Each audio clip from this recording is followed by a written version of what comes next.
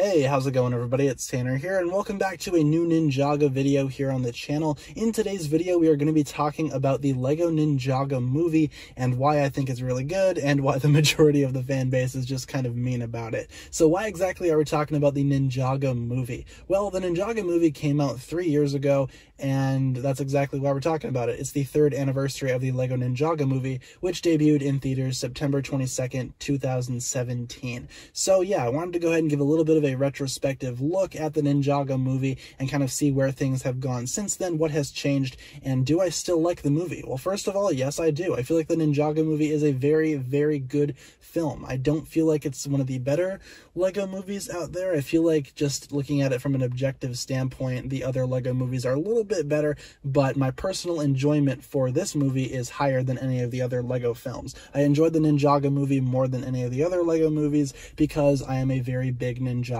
fan. I've been with the series since it began and I've seen everything that has to do with the show, and that's why a lot of people really don't like the movie, is because the movie has little to nothing to do with the TV show. Characters are changed, characters are cut out, characters have little to no screen time in the case of Cole, but even so, he still manages to be the best character in the movie. Changed my mind. But either way, the movie had a lot of issues with Ninjago fans, and a lot of fans just did not like the approach that the movie took. They didn't like how characters were redesigned. They didn't like how those designs eventually made it into this TV show. And a lot of people really just did not like this movie. And I know there are still a lot of Ninjago fans that do not like this movie. And you know what? That's okay. I'm not saying that you need to like this movie. I'm just saying that I like it, and I'm going to go over some of the things that I guess to this day still really make me happy about this movie. And I'm going to explain why exactly I still love this film. So first of all, I do want to go ahead and share a little bit of a personal story with you guys really quick. So I went ahead and showed this movie to someone who pretty much knows nothing about Ninjago. You've seen her in videos before, and that of course is Kat. I showed her the Ninjago movie just out of context, and she thought it was really, really great. She thought Garmadon was a really funny character, and she loved the movie in general, and it made me feel a little bit happy because it just kind of shows that this movie kind of does connect with people outside of the Ninjago fan base, and I believe that's what they were trying to do here. Part of the Ninjago movie's appeal is that it really didn't follow the TV show. The folks that aren't fans of the TV show watching the movie will still have a fun time even though they know nothing about Ninjago. It's that approachable, and that's just the main reason why I kind of wanted to share this. I wanted to share this with the Ninjago community because in a way, I feel like that's what the movie was trying to do. And even though Ninjago fans can't really appreciate it all that much, I do feel like the Ninjago movie succeeded in making people smile and making people laugh. Of course, in the context of people that aren't Ninjago fans, I'm sure that some Ninjago fans did not smile nor laugh during this film. But let's go ahead and talk about some of the reasons why I think the Ninjago movie still holds up and is still one of the best things that came out of Ninjago. First of all, the characters. We have Lloyd, played by Dave Franco, as the lead, and I feel like Lloyd is a very terrific character. His father, Garmadon, played by Justin Theroux, is easily one of the best characters in the movie as well. And those two have an interesting dynamic, and it's a dynamic that I really haven't seen in the Ninjago TV show up until season 10, March of the Oni. I really like this sort of comedic, sort of slapstick style between the two of them, and I really like just how little Garmadon cares, but of course we know he does care. But it just kind of goes to show just how, I guess, individual of a person he is. Garmadon treats Lloyd like trash throughout the movie until the very end, of course, when he realizes the error of his ways, but that's just because he just doesn't really know how to act like a father, and I feel like that's a very interesting arc for Garmadon's character. And we kind of saw that in March of the Oni as well, where he's trying to toy with the fact that while he is evil and he was brought back as an evil being, he still technically is Lloyd's dad, and he needs to relearn how to be a father again. I feel like that's a really good theme, and I really don't get why most Ninjago fans don't pick up on that. It's something that's very good for Garmadon's character, and Lloyd kind of really plays off of that really well too. Lloyd is very much an outcast in the movie. He's made that very, very clear in the way that he's treated and the way that he sort of treats himself and the way he talks about himself, and part of that has to do with his relation to Garmadon, who is of course the most evil being in all the land, and people just really don't like Lloyd specifically for that reason. But at the end of the movie, he realizes that it doesn't matter who you're related to, and in general, it's just like, you know, you have a relationship. You and your father have a relationship.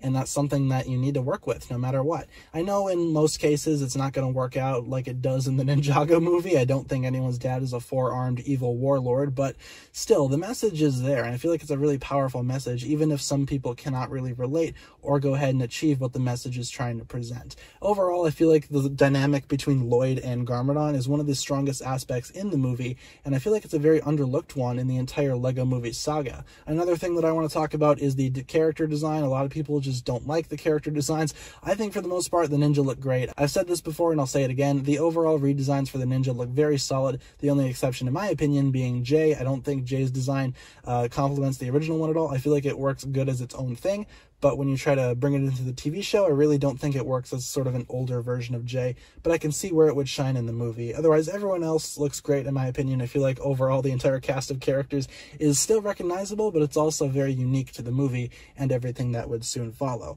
Also, the humor and the action is something that I've kind of touched on before, but the actual LEGO movie style carries over through this, and in my opinion, this movie is one of the strongest uses of that art style. The actual LEGO themes in general look amazing in this movie. The LEGO sets flow really nicely. The LEGO pieces in the background look great. And it also blends in, I guess, the traditional LEGO brick with, I guess, real-life photorealistic plants and textures, and I feel like that's a really good idea too, and it gives this movie, again, a unique style when you compare it to something like the original LEGO movie or the LEGO Batman movie. It stands out as its own thing, and I feel like that's awesome. I feel like Ninjago has a spot in the LEGO movie universe, and it's a very unique and solidified spot specifically for this movie. I do need to talk about some of the sets as well. Going away from the movie for a little bit, the actual designs for the sets are amazing, and the actual product line that came from this movie is one of the best that we've ever seen for Ninjago. All the mechs are really well done, even if the ones in the movie are insanely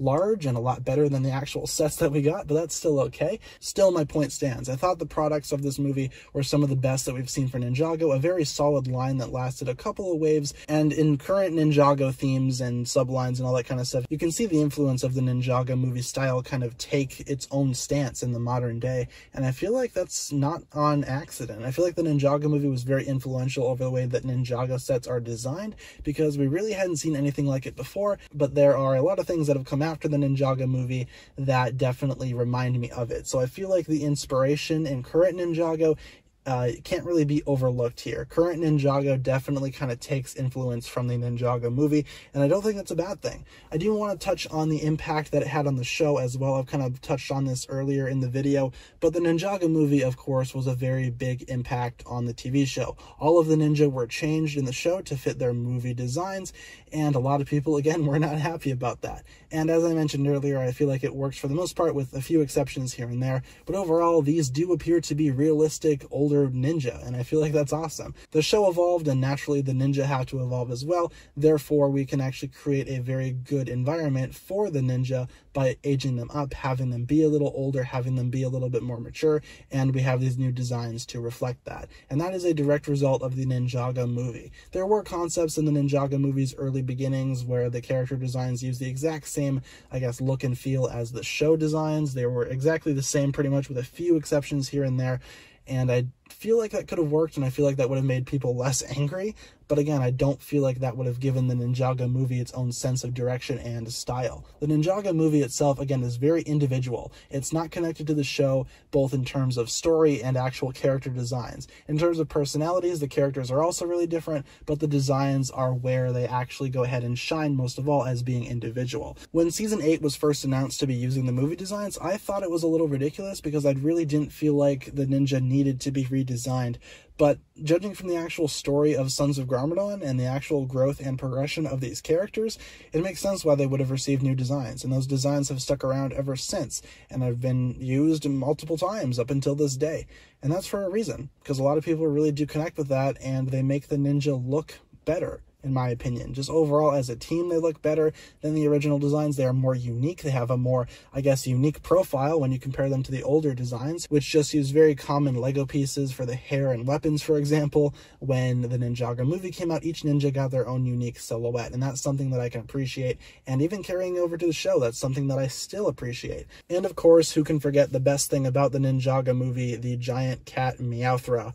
That's a villain right there. Very well done. In all seriousness, guys, the Ninjago movie 3 years later, in my opinion, still holds up. A lot of people really just do not like it, and that's okay. If your opinion on the Ninjago movie is a negative one, that's fine. It doesn't bother me. I know that I enjoy the movie, and I know that people that I care about and spend a lot of time with enjoy the movie too, so it's not that big of a deal if you don't like the Ninjago movie. It's okay. It's fine with me, and I know that some people are going to have issues with my opinion on the Ninjago movie, but hey, I think it's pretty good, and I would watch it again, and I have watched it several times since it's came out. I own the Blu-ray, and you better believe that that Blu-ray has been replayed over and over again because of how much I absolutely adore this movie. It's slowly becoming one of my favorite films of all time, and I'm really glad that it's celebrating its 3-year anniversary today, and I'm really glad that I get to go ahead and talk about it in this retrospective style of video. I hope you enjoyed this video. This has kind of been a little bit of an all-over-the-place video.